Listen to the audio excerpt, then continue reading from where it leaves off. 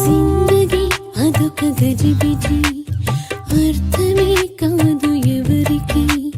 కనులకి పైన కలను కాదు అంటుంది కవి కవి.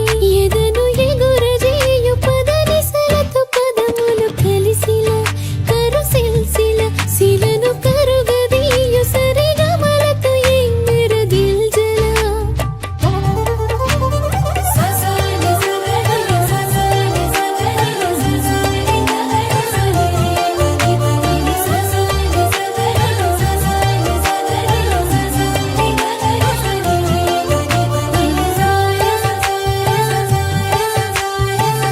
భారతీయ ప్రణవనాదమిదియే పరమ గురులు ముదమున పలికిన జాతి నటుపు జీవనాడి ఇదియే